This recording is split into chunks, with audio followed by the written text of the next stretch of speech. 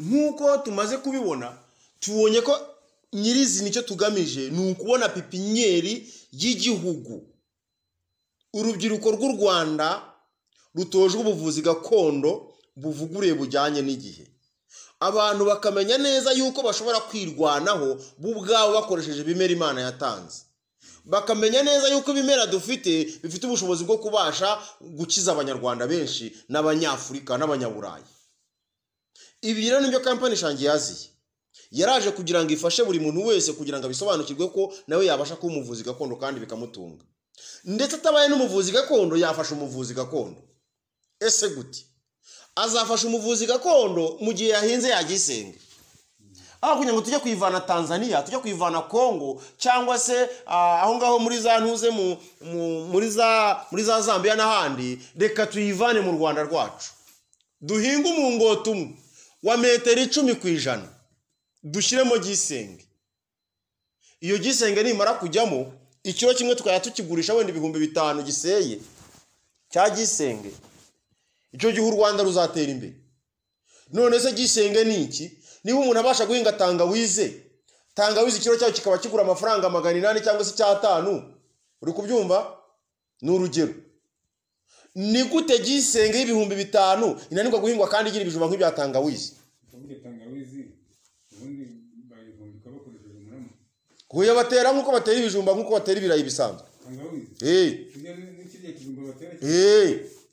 Iramera nyine barayihumbika, barayisomeka ahantu ikagenda imera nkuko ibirayi babishyira ahantu bikazamera.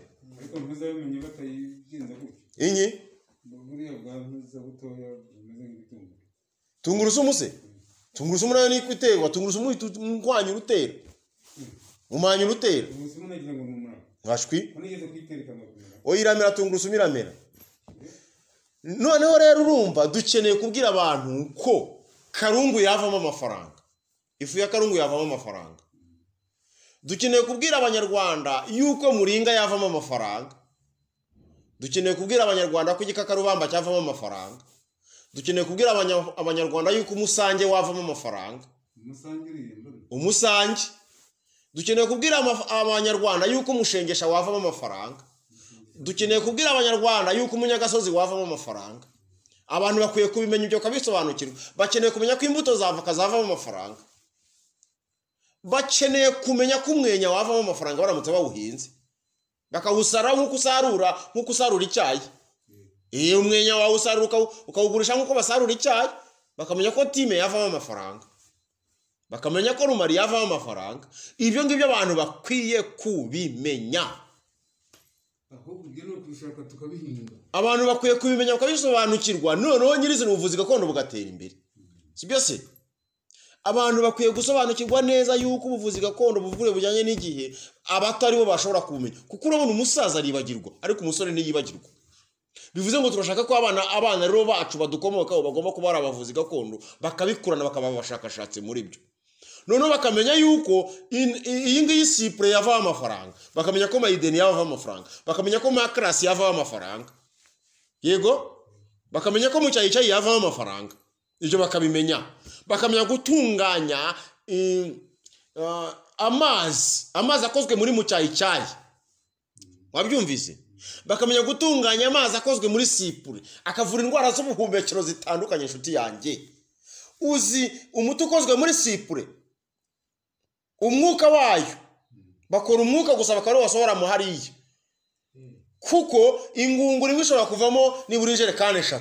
Ariko izo njerekani 3 zifite ubushobozi bwo gukiza abantu indwara nyinshi zitandukanye, indwara z'umuvuduko, indwara z'amadiyabete. Ese nshuti yanjye, abantu bakeneye gusobanukirwa yuko hari ubutunzi. Ishangiro twaraje kugira ngo tubisobanure, twaje kubigisha uko bikorwa, bamenye ko ibyo bikorwa, nibaze tubigishe.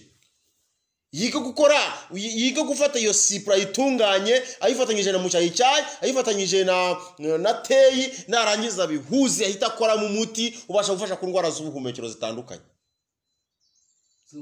za sima, za senezite, za gripe, inkorora zitandukanye. Aho ngaho ndakuhakaniye birakunze rwose. Ibyo rero dushaka kugira ngo abantu bisobanukirwe yuko mwishangi duhari ngo tubigisha abantu. Ese ubwo butunzi bungana uko nguko urubyiruko rwacu ntiruhari ngo rubyige? amaze kumenya yuko sipuri iriya, amaze kumenya yuko teyi iriya, amaze kumenya yuko mayideni iriya, amaze kumenya yuko makarasi iriya, ntusu ya makarasi bifite ubushobozi bwo guhita bikora umuti mwiza cyane, umuti wagabanya umubyibuho, amaze kumenya neza kiriya giti cyitwa ntiruhunwa ubushobozi gifite bwo gufasha ku ndwara z'amakolesterol, ubwabyo byonyine akamenya kugitunganya. Yewe ni byinshi. Abanyarwanda dufite ubutunzi, ntiruhunwa se wayibura? Icyambere ntiyakuma, ntiyagira gute? Ni umuti urimo ukoreshwa muri bihugu byo hanze za Madagascar, barimo kuwutunganya cyane, ni umuti ukomeye cyane. Ese nshuti yanjye mu Rwanda ntiruhunwa wagomba kuyivomera, ahubwo aho ziri usanga bazirukana bazivanaho ngo zigende, kubera ko nta kamaro zigize gute zifite. Birababaje kandi birakomeye cyane, kuko abanyarwanda n'abanyarwandakazi ubutunzi barabufite, ahubwo ntabwo bazi ko bugize gute buhari. Ubutunzi burahari kandi cyane, ahubwo abo kumenya kugira ngo babugenzure ubutunzi bubatunge, bageze aho babyambutsa hanze y'ibihugu. Ubwenge wamenye bwagutunga bikinjiza n'amadovize mu gihugu. Ni umuti urakoreshwa, hari imiti myinshi, imiti irahari myinshi, kandi imiti ishobora gutunganywa neza. Mu Ishangi rero turahari ngo dufashe abantu, mu Ishangi kandi turahari kugira ngo tubigishe. Amasomo arateguye, umuntu wese ubishaka azaza yige, utabishaka ntabwo tuzamufata ku ngufu, ariko byanze bikunze ntibishoboka ni muri umuntu wo gutsindwa, naho birananiye n'igisubizo cy'abaswa. Kandi by'umwihariko uwambaye ikirezi ntamenya ko kera. Birashoboka ko mu Rwanda ubumenyi dufite twabubyaza umusaruro, abana bacu bagakora bafite icyo bakora kandi gifite ubutunzi bwazabatunga mu gihe kiri imbere.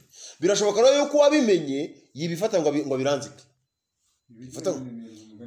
yibifata ngo abyihorere, kuko twe turabifite biradutunze, nayo ngwino bigutunge.